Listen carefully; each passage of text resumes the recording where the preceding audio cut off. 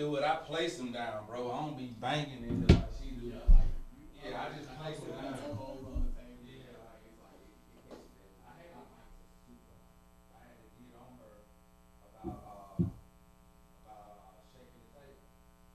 Get on me. That makes me sound like I'm a child. I need to put my earphones on. Mm-hmm. So you can hear yourself. Feel like I'm live in the booth. That's how it's supposed to be. That's how it's supposed to be. I'm gonna bring these vocals.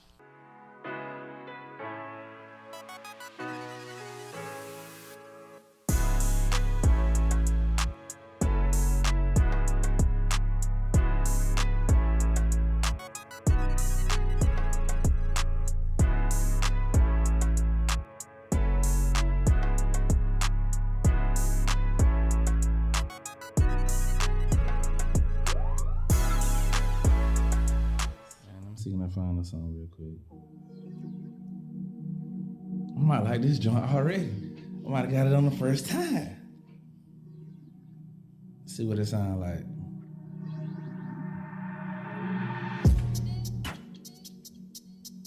What you think? You ain't feeling it? I didn't say that. Engineer feeling it. Anyway, man, what's up, everybody, man? Thanks so much for tuning in, clicking in, listening on the podcast, whatever, however you doing it, man. We appreciate you tapping in with us, man. We are here for a What's New segment on the What You Mean podcast. I am your host, Lil Cheston. And I'm your co-host, Kim. And we got a special guest with us on today, man. We got somebody that's going to talk business, entrepreneurship, money, and some more money. Mike can tell you how to get some money. I'm gonna let him tell you exactly who he is, how you can find him, and what he does. All right, guys. So I'm Justin Williams with Keller Williams Realty. Man, I'm excited to be here. That's what's up, man. That's what's up. Absolutely.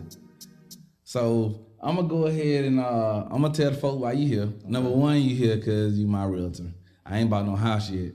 We'd have been back and forth about 4 or 5 years, but he patient. That probably what makes him good. Yeah. Because he's extremely patient. But the number one reason why I wanted you to come in today is because I often see you posting a lot about developments in the Birmingham areas, different markets that are going on. And I definitely got some questions about, buying houses and things of that nature. But I hate coming out the gate like this. You know what I'm saying? Matter of fact, we're going to put that on pause. Let's do this real quick. How are you, bro? How's business? How's everything going? Man, everything's good, man. Everything is good. So, as you already know, we're expecting our first child. So Okay. Life is about to totally change. It's going to be all brand new, but I'm excited. Do you know what you're having already? It's a boy. Oh, For real? Man, got to have a legacy. He got a baby new out the gate. Absolutely, man. What did you expect? What you mean? They say when we grow up being heartbreakers, they say they give us little girls. They say that's what the product is. Hey, you know what I'm saying? Sometimes it's better to be lucky than good. That's what's up, man. Well, congratulations to you and Sean both, man. I'm extremely, extremely excited for y'all, man. And I'm glad everything is going good. Last quarterly report came out for Keller Williams. You were in like the top sellers, right? Yeah, man. So 2021 was a great year. I was one of our top 10 agents for the whole company for our local office. So great year, man. Okay. Blessed. Okay. Well, now that we got the preliminaries out the way, again, I've often seen you post a lot about just developments in Birmingham, different areas where money is about to get dumped into, the different things that are about to happen and things of that nature. And I just want to actually just offer the platform, man, and allow you to like elaborate on that a little bit. Because I'm gonna be honest, man, and I don't want to say this because I don't want to say black people don't read. I do not want to say that. I'm just gonna say I'm one of them people that I'm probably not gonna read unless I necessarily have to. So a lot of times I'll see the picture or something that you put up, and I'll probably read the headline or what's in bold or maybe like the first couple of sentences. But I'll say maybe the last year that I watched what you post on, especially LinkedIn and Facebook, you post about a lot of development areas and things like that. So what's going on with that when it comes to Birmingham? Yeah, so Birmingham is like super hot right now. Okay. Especially for the development space. So there's just so many new opportunities that are coming into the city just because, one, I think that the administration downtown and the mayor's office is doing a really good job of attracting new opportunities to the city. Okay. So, with Protected Life Stadium coming downtown, the renovation of the BJCC, the World Games coming, the facelift on Bill Harris Arena over on the west side, like all of those things are driving a lot of new opportunities and new sporting events and new concerts and new entertainment to the city. Gotcha. So along with that, they're also looking at bringing additional housing to the city because now you're having more people to start kind of moving towards downtown.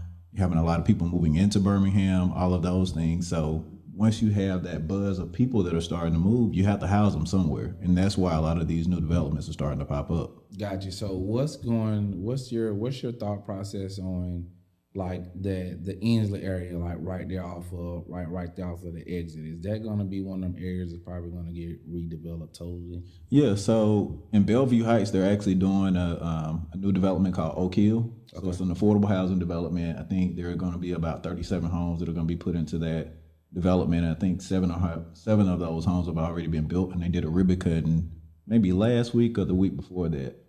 But there's also at the old Inslee High School, they're about to redevelop that area, and that's going to be 55 brand new affordable housing homes for individuals to be able to purchase as well. So right there in that area is definitely a hot spot. That's crazy, because I know I've been seeing a lot of people posting and talking about that, especially just with my thing has always been when people start talking about Inslee and money and building stuff up, I was like, bro, if you just ride over there, you see like major companies and stuff with their stamp on the side of the building saying this is not their property or that they bought it or whatever the case may be. And I was like, they're doing this stuff for a reason, man. Yeah. You know what I'm saying? So, but a lot of times on our podcast, I'll get in here and I'll talk a lot. You know what I'm saying? So I'm gonna let Kim chime in a little bit. You know what I'm saying? Because I don't want her to feel like I'm absorbing right now. Okay, I'm absorbing. You absorb what? Yeah, I am. You ain't got nothing to say. I have plenty to say, but I'm listening right now. So you go ahead. Put your mic back in your favorite spot. Put it in the center. Who moved it, first of all? I moved it. I was trying to make sure that the cameras was the way I wanted. But bam, there we go. Yeah, now we in the game. So, with that being said, every time you say Protected Life Stadium, you know what I think about? What was that? Joy. Every time I hear that, yeah, it's an inside thing. Yeah, every time you say that name, that's what I think about. But anyway, that's a conversation for another day. But we got the development, the redevelopment of Inslee. We got all of these different avenues of things that are coming inside of the city that is boosting up the value. I mean, because, dude, I remember when you were starting to send me properties to look at, like lofts in downtown Birmingham right now, or crazy. Even if you stretch out a little bit, even to the Homewood area, like it's like they still like crazy. So if I'm a new person getting ready to get into the market and I'm looking for a realtor, what are some of like the key things that you could tell our listeners and our people that are looking to getting ready to get in the housing market? Because one of the questions I really, really want to answer to is, with all of these houses selling the way that they are right now, if the housing market starts to level itself back out to where it normally quote unquote was, or whatever the case may be, what happens to that equity in terms of the person who bought the house? Like, is that going to be lost money? Like, is there something like being put in place to help people like really not take a complete L when they're paying $40,000-$50,000 over what the asking price is to get these homes? You know what I'm saying? Like, is there something in place to help people out, or is it just like, this is what you're doing, this is what's going to happen, this is what you need to be ready to, you know what I'm saying? These are the repercussions that you're probably going to have to deal with later on down the road. Yeah, so to kind of go back and answer your original question, as far as if you're looking to get in the market, like what should you be doing at this point? So I think one of the biggest misconceptions that most people have is, I'm not going to talk to anybody until like I got all my ducks in a row. Right. And that's not always realistic. Like, one of the things about being a realtor or being in the space is we are helping people get ready. So even if you're nowhere near in the point of where you feel like you are ready, if you're thinking about, I want to buy a home, go ahead and start having conversations. Right. Because now we can go ahead and start connecting you maybe with a personal lender. So at that point, they can tell you, hey, Kim, this is what we need to do. We need you to pay off this. We need you to take care of that. Hey, get your this debt down, hey, let's make a little bit more money, whatever the case may be. Right. They can actually guide you on what you need to do in order to be able to get into what you want. Okay, Gotcha. so that's number one. Okay. But also to kind of answer your other question as far as like the heat of the market and what's happening with people who are overpaying for homes and all of those things. Okay, so it's a very interesting time in the market right now, and I'll give you a quick little backstory of how we got here. So when we had the whole recession in 2008, a lot of your builders bellied up, like they just went out of business. So they stopped building homes and all of those things. Well, now you still have a population of people being born. Kids are being born. Millennials are one of the largest conglomerate of, generation of people that are actually still living at this point. So you have your baby boomers, which was a big, big group of people. And now millennials are probably even bigger of a generation than the baby boomers were. So all of the millennials, which are us, are at the age now where we can buy homes. Right. So in 2008, when we weren't in that position, they stopped building houses. So all these years, for like 4 or 5 years, people just stopped building houses because they really couldn't afford to. Builders just couldn't do it based on how the market was. Right. But now all these people now are ready to buy houses, and those homes were not built during that time period. And along the way, you had like Wall Street and a lot of hedge funds coming in and purchasing homes to rent out to people as well. So not only were builders not building homes, you also have investors that are buying homes that they're not reselling. They're just actually renting them out. So when it all hits the fan, it's like now we're at that point of homes not being built, investors buying homes. Now you got a big group of people who want to purchase homes, and they're just not available for those reasons. Okay. So So kind of that's sort of how- like a supply and demand. Right, type deal. absolutely. So it's basic economics. We have a very low supply, so the demand is like super crazy and the prices are going up. So for a lot of those people who are having to pay more than maybe list price, there's it's an interesting dynamic to that piece as well. So every new sale generally creates a new comp. So Okay. when we talk about comps, it's just basically homes in the area that have sold in the past 6 months to a year that may be similar to the house that you're thinking that you want to purchase. Okay. That's what we consider a comp. So every new sale kind of creates a new comp. But the biggest thing is, what I tell a lot of my buyers is, if you're getting into the market, patience is key. Okay. Patience is very key because it's going to take you a while. The average person now is taking them about 8 weeks to be able to find the home that they're looking for. Okay. And we also need to be very in tune with what your goal is. So if your goal is, hey, I want to be able to purchase this home and I'm not moving ever again, like this is a forever home, then you can afford to pay a little bit more for the house because you're not going to move anytime soon. Gotcha. And as markets go up and down, you'll be able to kind of navigate through that. Okay. But if you're saying, hey, I'm only going to live here for 3 years and I'm going to move again, like I'm going to move to Nashville, I'm moving to DC, or I'm just going to move, period, because the family is going to grow at that point. Right. Then we need to be very particular about the home that you're going to purchase. Maybe you need to purchase something that is not 100% move-in ready. It's like in great condition, the bones are good, like there are no structural issues, the plumbing and the electrical are good, but it may be just a little dated. Like your Like starter you, home. yeah, you can go in and just paint, change the flooring out, maybe change the countertops out, and now you're creating that value and the equity that we're talking about. Gotcha. Instead of having to pay $50,000 or $60,000 because you're competing with 20 other people on the same house. Jesus. So Right. you'll be able to get out of something like that much faster than if you're looking for a house right now and you're like, hey, I'm going to move again in 2 years, and you paid $50,000 over. If the market does level out, then you're probably not going to have much equity at all at that point.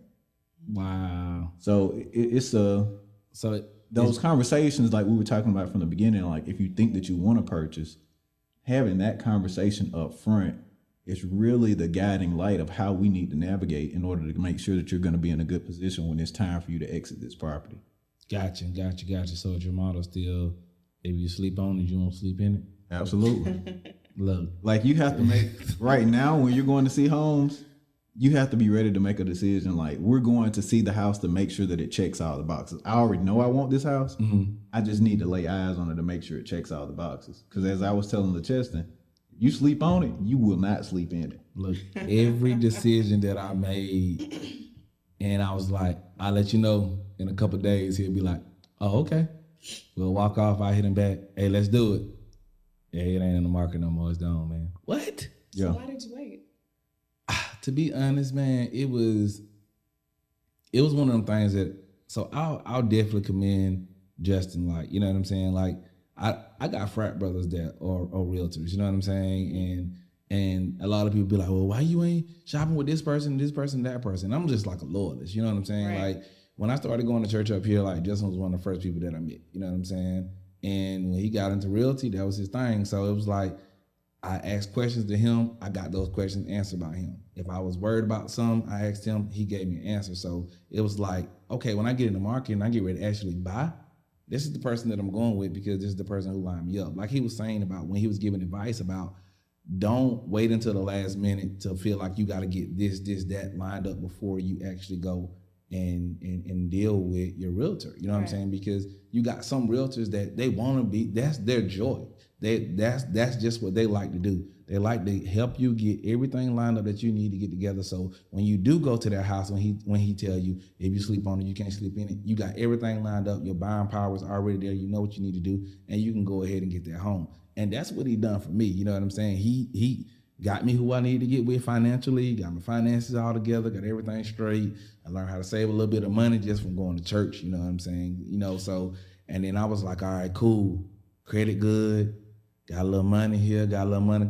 Hey, cuz, what's up, man? Put me back on the email thing, man. Send me some houses. I'm ready to go buy. You know what I'm saying? Right.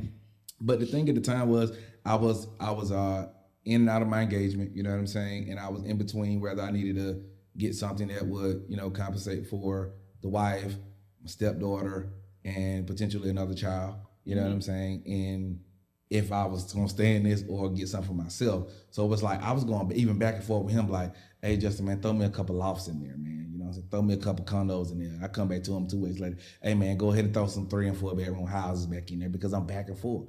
He never really got mad at me or said anything. He was just like, all right, cool, they there. You know what I'm saying? So I was checking them out. But there was one particular house that I really, really, really wanted, and it just didn't fit. You know what I'm saying? Like there were certain things that it just didn't make it fit.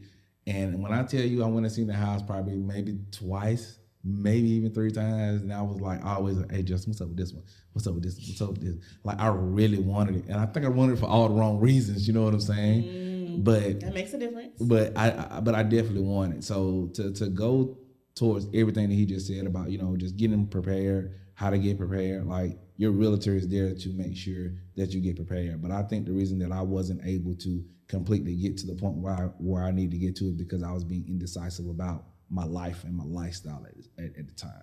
Like I know what it is now at this moment. You know what I'm saying? Like I'm focused on me. I'm focused on the chest. And so, you know what I'm saying? Outside of the money, me dumping my complete savings into the studio. You know what I'm saying? Like once we get that savings account back straight, like hopefully by summertime, preferably by summertime. Hello. Hey, Jep, sign me back up for the emails, boss. I'm ready. Like, I mean, but that was a smart decision not to buy at the time, and we had that conversation. Like, it doesn't always mean like, hey, you need to buy right now, right? And that's the conversation that I feel like is important to have. It's not. I'm not a salesperson, right? Like, we're more in the service industry than we are in sales. So, and that makes a difference. Right. So at the end of the day, like I can't force LeCheston to buy a house that he doesn't want, nor should I try to force him to buy one because at the end of the day, it's not about this one transaction. It's about a lifetime worth of relationship for additional purchases that he's going to make, sales that he's going to make, people that he's going to refer me. So if I'm thinking short-sighted and I'm trying to force him into this property, that's one sale that I'm going to get. Right. But if I think about this from a long-term perspective, that relationship may be worth 12 transactions. There you go. There you go. So is Carla still part of the team? Yeah, absolutely. Man, I love Carla. She like a whole mama. Like, bro, that savings I was telling you about, man, I had this camera I wanted. 7 bands. I was finna buy it. I called Carla. I said, hey, Carla. She said, what do you want, LeCheston? What do you want? I said, man, I got this camera I want, man. I'm trying to figure out. I said, you know, it's about $7,000. I want to go ahead and go buy it. Like, I said, but I'm thinking about paying for half of it and finance the rest of it so I get another little credit line or something on my credit. And she was like, nope. I said, you ain't even let me finish with it? Nope. She said, no, if you're serious about buying a house, nope. And I was like, all right, cool. So as far as like, what's her official title? Like, would she be considered like Yeah, she's a mortgage lender. Okay, yeah. So she's she real cool people. Like that's what I'm saying, man. Just about when it come to us and like networking, rubbing shoulders with the right people and people that are gonna keep it a buck with you, so that you're making the right decisions based on your needs and what you need for you, so you don't end up in a bad situation. I think when it comes to my realtor and the team that he has behind me, the people I've been introduced, like I'm solid, like I'm good. Like I know when I get ready to buy and I go back into, I know I'm gonna be all the way a buck. And I ain't saying that because he just right there. I'm just anybody that call my phone, ask anything about a realtor, anybody that post something on Facebook, I'm always gonna tag. You know what I'm saying? And like I said, I know many other people, and I'm not saying that they're not sufficient or they're not good. It's just at the end of the day, if you recommend me to one of your clients as their photographer, you're recommending them to me because you work with me and you know what they're gonna get in the end game. Right. You know what I'm saying? And even though I haven't completely bought a house with him, I've been with him for the last 7, 8 years in terms of about questions about houses and just other stuff. You know what I'm saying? So great personality. You know what I'm saying? Hard to find. Go ahead. Speaking of the financial bit of it, so people that are looking into a house, I know you were saying earlier that they should definitely like start speaking with a realtor now. So would you say like if they're say like in an apartment, is there like an ideal number they should look to start saving or a certain percentage, or is it just kind of just based on their home that they're looking for? Yeah, so I think that you should think about what do I feel comfortable with on a monthly payment? Like start there, okay? Whether that number is $1,000, $800, $1,200, whatever that number is, think about what do I feel comfortable with spending on a monthly payment. Then from there, ideally you want to go ahead and start having that conversation with a realtor or with a lender, okay? And then ideally, most of the time, a down payment is going to be anywhere between 3 and 3.5% of whatever the purchase price is. So if you think that you want a $300,000 house, then you're probably going to have anywhere between a $9,000 to $11,000 down payment. You're also going to have closing costs as well, which are all of your costs that are associated with doing that loan. So you have like application fees, credit doc fees, recording fees, appraisal fees, all of those different things that are associated with doing the loan. That's generally about generally about 3% of the purchase price also. So if you're looking to purchase a $300,000 house, I would say you probably need about a good 20 grand saved. Okay. Now, as a first time home buyer, there are different options. Like LeCheston, he had the option to be able to use his VA benefits. He doesn't have to make a down payment in that situation. Or first time home buyer, you have opportunities where you don't have to make down payments as well. However, it's still good to have that money saved because the mortgage lender is going to be looking at how much do you have in reserves in case the world falls out, the bottom falls out. You just say, you know what? I quit. Like, I'm showing you the deuces. I'm tired of this. If that happens, how much do you have saved in order to be able to make that mortgage payment at least for a couple months until you decide whatever the next move is going to be? They're looking at those things. So I would just say, pretty much take whatever the amount of the house that you think that you want to purchase and probably have about 6% of that saved. And that'll be a good place to be. If you don't have that, it's still fine. We can work through that. But that would probably be a really good position to be in.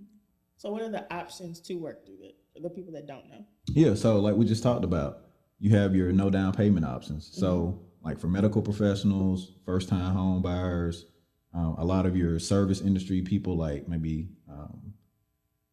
nurses, firefighters, police officers, all of these different people, you have those no down payment options. So when we were talking about that 3 to 3.5% down payment, 9 to 11,000, we can wipe that out. Okay. We also have grant money for closing costs. So the closing costs that I said, there was an additional 3%. We have lenders that have grant money that will help you be able to cover that closing cost, anywhere from about $5,000 to $7,500 worth of grant money that can cover that as well. So that, from there, we've wiped out about $17,000 to $18,000 of those costs that we were talking about that you would need to save. Right.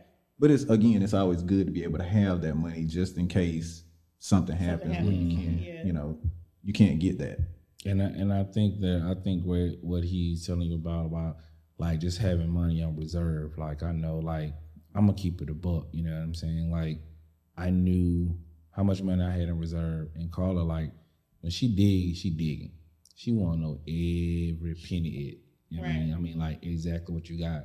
So, you know, with her doing the digging, it made me reevaluate my finances during that process as well. Like, don't spend this, don't do that, don't do this. Like that whole thing that people go through about not spending no money, like that ain't no lie. Like that's for real. Yeah, right? Eat bread and water. Yeah, like after that you can ball out. Yeah, like don't spend no unnecessary money, you know. And having that money was definitely important, because I'll say this because it's our platform, and I just want to keep it real because I want our listeners to know, like, I'm a real person. I'm not some person with 1 million followers on YouTube and we got 1 million subscribers on our podcast and we're making these millions of dollars and we can just make money. I'm a real person just like you are. Right. You know what I'm saying? So essentially, when I was going through this process, when Justin was saying we can work through it, there were times when there was certain things that had to be done on certain houses that I was looking at.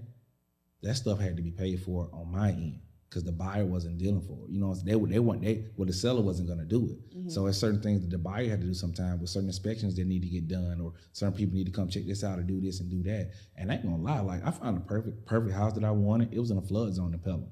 The only thing that I hate about it was the bathroom.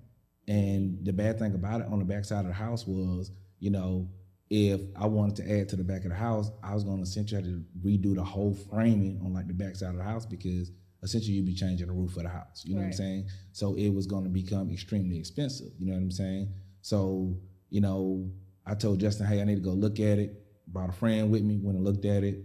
And then they looked at another part of the house and just told me how I can convert another part of the house into another bedroom, put the bathroom that I want in that area. And then they had a garage. It was kind of like an older garage, but what made the garage dope was you go up the back stairs of the garage, it had a whole floor on the top of it that I was gonna convert into the photography studio. So I would have had everything that I needed in that one spot, and the house was under what I was willing to pay for what I wanted. You know what I'm saying? Like the best feeling in the world. This the best feeling in the world, all right? When you call your realtor and tell them you ready to go shop, and he say, all right, I got Linda calling you tomorrow, appointment by 4:30. She can call, get some information from you, and you know, you just let me know. Well, the Linda gonna update him anyway, but whenever she told me something, I knew she was gonna tell her. I couldn't wait to tell Justin. I couldn't wait to call and be like, hey, cuz, that's what she said, cuz. You know what I'm saying? I was geeked up because I just really hadn't had that buying power like that before. You know what I'm saying? Like, I never had the opportunity to go get a car and pay a low interest rate. You know what I'm saying? And stuff like that. So when you get that buying power, it means something. So I call her, do all the digging and stuff like that. This was the best part of the whole process. When she called me and told me, she said, this is how much you can spend on a house. I said, man, you playing. Said, yeah, you got a little wiggle room in there too. And then I asked Justin, I said, Justin, what she mean by wiggle room? She said, well, lenders potentially, they don't really tell you the full amount that you have, just depending on what you have, what you can buy. So I kind of figured that out when Justin was sending me the houses. I said, he not sending me no houses I can't go buy. Cause he talking to the lender. Right. He not putting no houses out here for me to go look at that I can't go purchase. Right. You know what I'm saying? That was the best feeling of the whole process. Just seeing, like, as a black man, this is where I've arrived at, and this is what I could potentially have. You know what I'm saying? So I just really wanted to bring you to the platform, man, to like just educate some people that kind of sort of might not want to call a realtor, or they might not want to shoot y'all an email, because I know some people look at realtors just like car salesmen. Yeah. And I think, you know, we do have that reputation, like alongside of a car salesman or realtors right next to it, because everybody thinks that we're so salesy. And you know, honestly, there probably are some salesy realtors out there, right? You know, and some people that are just check chasing. Mm-hmm. But at the end of the day, like, they're not gonna last. And this is what I'm gonna do forever. Right. Like, I may not be selling houses forever, but I'm gonna be in the industry forever. Gotcha. So I need a great reputation, because there are other things that I want to be able to do, and I can't burn this bridge if I want to be able to get it to wherever else I want to go. You definitely said a key thing that I've never heard a realtor say before, that it's about the service of your client's experience. I have never heard anyone say that. So yeah, absolutely. Because you know, if you go to, you know, let's say for instance, you go to McDonald's, okay? Mm-hmm. You picked the worst restaurant in the world. Intentionally. Okay. Intentionally. So if you go into McDonald's and you know how it's going to be when you go through the drive-thru, we only taking cash, and the ice cream machine down, and we ain't got this, and pull up, and what you want. Right. You know what I'm saying? Like, you do not like having to go there. No. Like that's like the last resort. Last resort. But when you go to Chick-fil-A, it's like, My pleasure. right, may I take your order? My pleasure. You know, have a great day. XYZ. Like you don't mind spending a little bit of extra money at Chick-fil-A versus going to McDonald's. Okay. And I'm pretty sure that if you look at most people who like to have that type of service, they're probably going to go to Chick-fil-A more frequently than they will go to McDonald's. Right. Okay? That would be me. Right. So at the end of the day, like I said, we're in a service industry. There's no way possible that you can make a person buy a house that they don't want. Absolutely. Like you might can convince somebody to buy a car because all that is happening today. Like they can purchase off emotions. They can go ahead and say, "Oh, I love this car. Like I feel good in it. I'm gonna drive off the lot," and the deal is done. Right. Our transactions take at least 30 to 45, maybe 60 days once you put a contract on the house. Mm-hmm. So there's a lot of time for you to start thinking, do I really want to do this? Mm-hmm. So that part. It's not a way for me to make you buy this house because you have a whole nother month to 2 months to make a decision. Like, am I going to actually show up at the closing and sign the documents to make it mine? So that's too much time for you to try to force somebody into buying something they don't want because they have a lot of time to start thinking it through to make sure that they're making a good decision for themselves. Right. Man. Is there a difference in the process of buying and then building from ground That's zero? a good question because I definitely want to know about that because I heard this. I got a soror that's actually my best friend, bro. She just bought in a development area over off of Lakeshore. Mm-hmm. And she did the little whole model thing. She picked them out and they build it. You know what I'm saying? So I know that, like I said, with me trying to jump back into the market this summer, hopefully, if everything is the way I want it to be financially, like I've heard that you can potentially come off a little bit better as far as the equity goes with building from ground up versus going and building. But I also know from doing the building in the studio that right now lumber is extremely high. Yeah. Like a 2x4 used to cost you $1 and some change. Now you finna pay $7 a piece. Yeah. You know what I'm saying? So I know when it comes to the building that's gonna be something that's gonna make it extremely expensive to do it. But in conjunction with what she just said, you know, and it's a 2-part question, so you can get to this one after you ask her what she said. Is there any like clear line of hope if somebody decides to actually do a build out instead of going to purchase a already built home? Yeah. So there are 2 types of bills. You have what we call maybe like a tract bill. So that means like you go to a D.R. Horton or Valor Homes or a Rosh and Coleman or Signature Homes. Those are what we consider tract bills because they build the whole subdivision. You go in just like LeCheston said, you kind of choose your floor plan, you choose your tile, all of those things, but they already have options for you to choose from. Like preset. Absolutely. Yeah. Gotcha. Or you can go what we call a custom bill, where you're literally going and picking the land out. Like you can walk across the street and say, oh, like where we're from, I'm gonna go out here and pick out some land. We're gonna knock the trees down and we're gonna build a house. That's a custom built home. I'm going down there to get me some land, Justin. Go ahead, though. So that, like, you're literally picking everything out from what the house looks like. You're getting with the architect. You're choosing your flooring, your tile, your windows, like literally every single piece of the house you were choosing. Right. Okay. Now, if you go to tract bill route, then generally that build is going to cost a little bit less. Okay, because you're already choosing, builder already pretty much owns the land. They already have the floor plans. They're doing this in mass production. So they're getting a ton of material at one time. So, you know, your prices tend to be a little bit cheap. Can we put a comment there real quick? Okay. When you say the builder already owns the land, when you get ready to actually purchase that home and get that spot, is there an option there to buy that lot as well, or? Yeah, so once you put the contract on it and once you close and all that good stuff, then yes, you own the house and you own the land that the house is on. Okay, all right. Yeah. All right, cool. Okay. So with the tract bill, like I said, you're pretty much a little bit less because they're building in mass production. And one of the beauties of a tract bill, when you were asking about the equity piece, is if you get into a new subdivision at the front end, generally the builder is increasing the prices probably every quarter. Okay. Now they're increasing them even more frequently, but generally they're increasing the prices every quarter. So you may buy a house or you may build a house for $250. By the time that subdivision is over with, the same exact house, maybe $315 at that point. Same exact house, same floor plan, everything maybe, because they're raising the price every quarter. Okay. Now, if you go the custom route, then that process is a little bit more expensive because you're buying the land up front. Okay. And you can put this land in your loan, but in that loan as well, you're also going to have the cost to clear the lot. So if you have trees on it, you got to roll that into your loan. If you need to bring in some dirt in order to level it out, or if like you're trying to build a basement home, you got to dig some stuff out. All of those costs, if you got to put up a retaining wall to hold everything in, all of those costs are rolled into that loan. So it is a lot more expensive. And generally, you do have to make a down payment on those. You can't use those 100% options that we were talking about earlier. You generally are making anywhere between a 10 and 20% down payment on a custom build. So, you definitely want to have your coins together if you're going to go custom. Yeah, that sounded expensive, but you just talking about it. I mean, but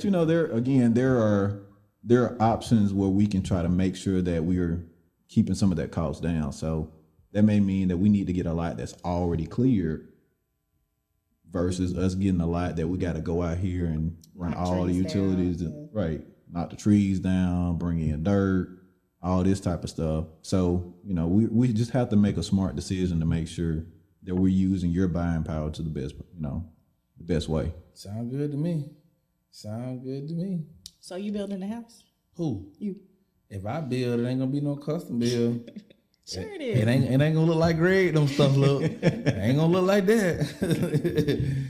I mean, at the end of the day, I got some realtor ambitions, not as far as I want to jump into that whole market and take the classes, go take the tests, reinvent myself, go and buy 5-ton Ford, suits and get the 745, the 750i.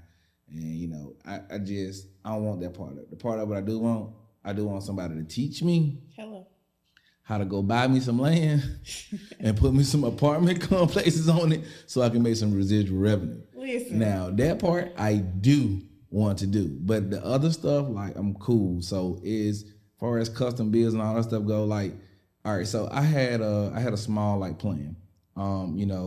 Right when White had ordained us, you know what I'm saying? My plan was to exit out after he ordained us because I wanted to go back home and do church back home. All right. So with that being said, my plan was I had a 5-year plan. The 5-year plan was the first year, find some land down there in Evergreen where I could just clear it off. You know what I'm saying? Then the next thing was save the money up so that we could start getting the land surveyed or whatever you call it, where they start telling you about how much it's going to cost to put septic, run pipes and all that other stuff, and then that'll be our next phase. Then after that, you know what I'm saying, the final phase would be, and I talked to a lot of people about putting up them 10 buildings or whatever the case may be, and they say, every person that I ever talked to on the phone said they hate when I call it that. Don't call it a 10 building, it's a building. You know what I'm saying? But essentially, they're running up the steel beams, throwing the 10 around, and you got a building. Right. So, the people that I was dealing with on that level that I was talking to about it, I was like, this is what I want to do. But then once we get it up and we got it functioning and money there, we just get it bricked in. You know what I'm saying? Nobody ever know the type of building that it actually was when it first started out because you won't be able to tell. So it's the same thing that I want to do when it comes to realty. You know what I'm saying? Like when the tornado hit my mama's house last year, my mama just found an apartment maybe 3-4 months ago to stay in, bro. Like, there's nowhere to live in Brewton Evergreen. You know what I'm saying? Like, and I know your stomach grounds are more so Monroe than anything, but you still part of Connecticut County because you're in Brackhorn. You know what I'm saying? But it's like, it ain't nowhere to live down there, bro. But it's a lot of land down there. You know what I'm saying? Like, so even to be completely honest with you, like, the property manager next door, they were the people I originally leased from, but this whole thing got bought out because the guy passed away. But they're still my property managers or whatever the case may be. Bro, she finna put me in the whip, bro. She told me if I drive, we going to Evergreen and Brewton, bro.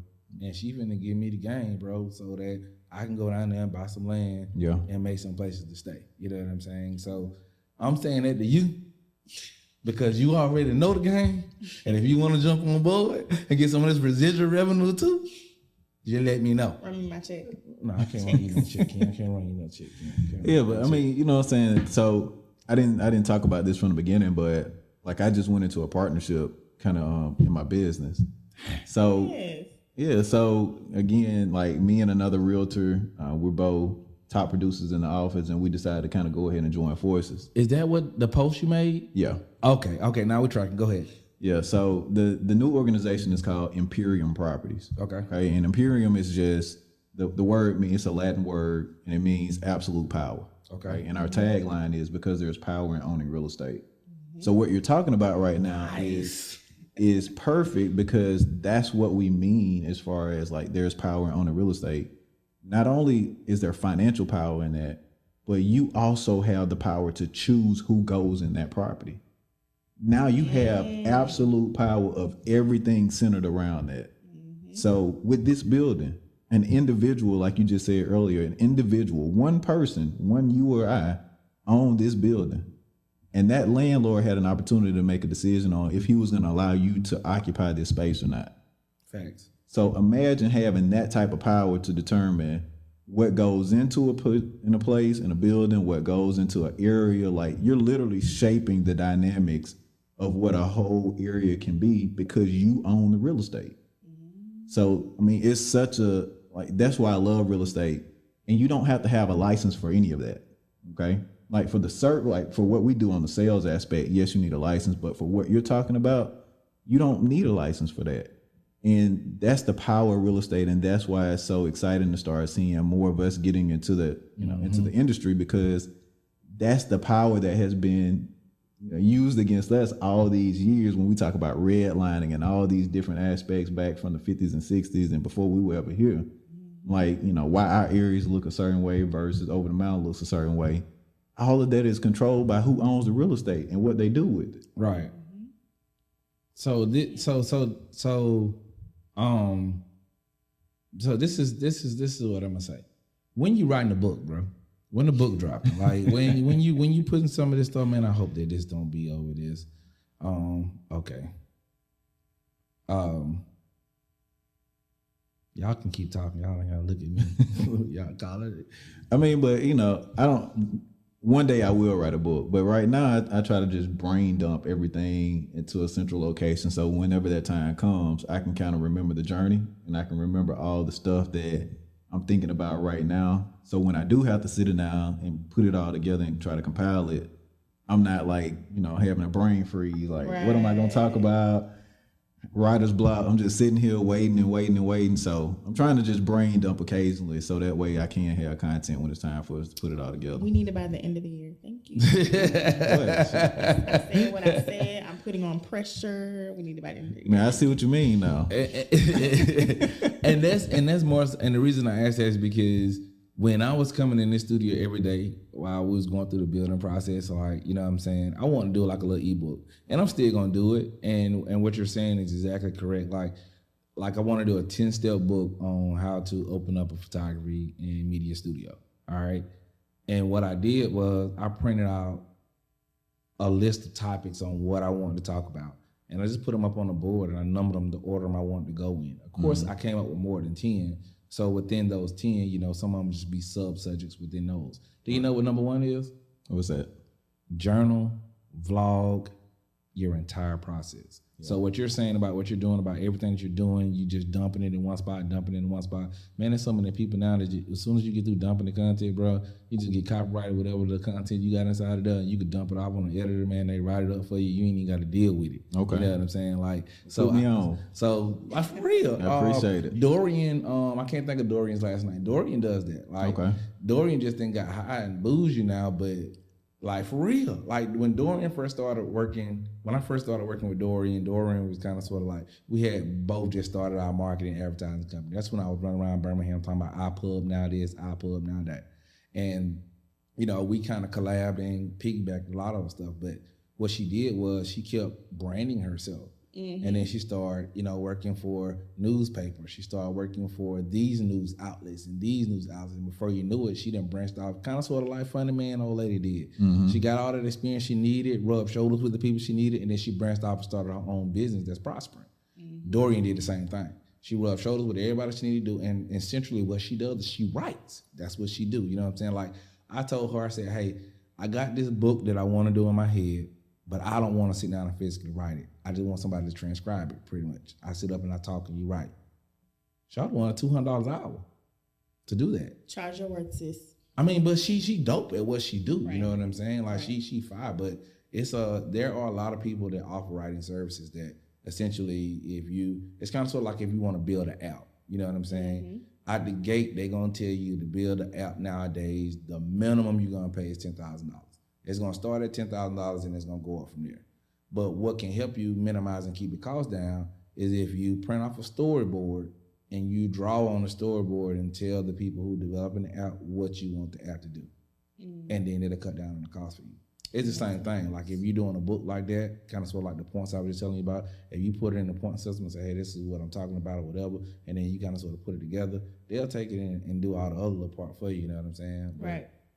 It's just like anything else. But you definitely need to, I mean, I'm a big fan, bro. I mean, you already know, I'm a fan, bro. Like you can't, in my head, just can't do no wrong. Anytime he come in the room, excuse my language, he flies nigga in the room. Like, I used to come to church. I'd be getting ready to put my clothes on. I had to think twice, like that nigga might put on a bow tie today. Man. Let me shoot over here real quick. We just doing what the news do, man. Here we go. You mad? Gucci. Brent them just dropped the line, man, in Troy, man. Oh, really? Man, all them cats went to Troy. I mean, all the guys that were there when we was in school, all them Negroes was in the crowd. It was blown, too. I was like, what had happened? What is really going on? Like, man, Brent expecting too, man. Okay. Yeah, man. He they baby shower the end of this, what month we in? We just got into April. Yeah. Okay, yeah, so that's the end of April. Fired. I think, man, look, bro, you know my brain be fired. It be frying sometime, man. But look, man, I don't want to hold you too much more longer, so we're gonna kind of sort of start moving it towards a close. So if you had to give 5 points to the person that's listening right now, that's thinking about buying a home, or they're kind of sort of on the fence about it, if you had to give them like a 5-point system, be like, all right, step 1, this is what I would do. Step 2, this is what I would do. Step 3, this is what I would do. Step 4, step 5. If you kind of sort of, I know there's probably more steps than that, but if you could just generalize and be like, hey, these are 5 things that I would do if you're thinking about getting in the market. And then I want you to end it by saying, but don't forget to call Justin Williams, because I'm just in time for whatever you need. And drop your socials, tell them where they can find you at, man, all the other good stuff, bro. So my engineer guy, if you can make sure the camera's on Justin real quick, we're going to get ready to close out. Okay. So what I would say would be, number 1, don't wait. Okay. Like if you want to purchase, don't wait. 1, yesterday's price is not today's price. And today's price won't be tomorrow's price. Okay, so don't wait. Like, go ahead and start taking the steps that's necessary to go ahead and start moving towards that. Number 2 is go ahead and talk to somebody. Okay, talk to a realtor, talk to a lender, talk to a real estate professional. You don't necessarily need to talk to like your cousin and your auntie and everybody else that bought a house 20 years ago, because the market is totally different now than what it was then. Okay, so go ahead and talk to a professional. Number 3, start thinking about how much do you feel comfortable with spending on a monthly basis. Start coming up with your budget of what you feel that you can afford to be able to purchase. Okay. Number 4 is go ahead and start identifying areas that you want to be in. Start writing areas that you think that you want to live in. Start kind of researching the school system if you have kids, or if you're planning on having kids, start going ahead and researching those things.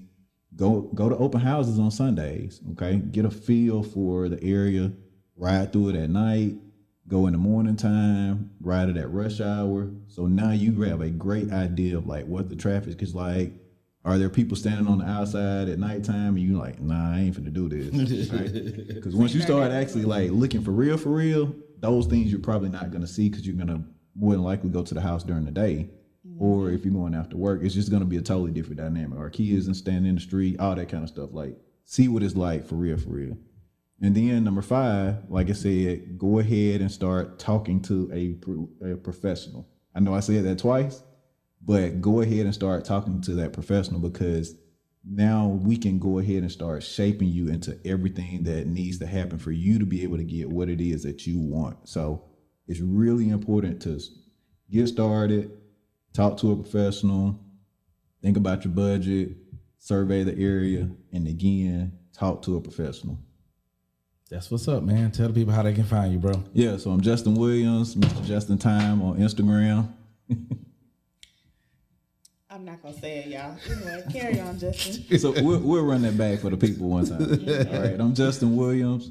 You can find me on Instagram at Mr. Justin Time, on Facebook, Justin C. Williams Realtor, LinkedIn, Justin C. Williams. You can also give me a call at 205-693-9440. You can email me at justintime@kw.com. You can send me smoke signals. You can hit me through a chest and whatever you need to do, get at your boy.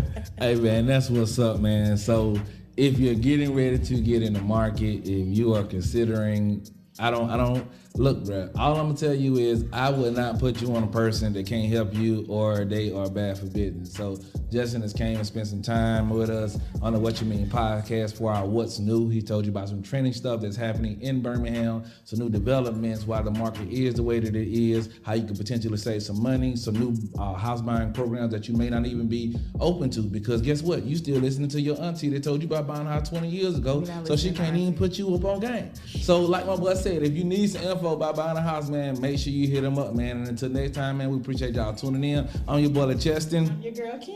And until next time for the What's New segment, man, y'all be good. Peace.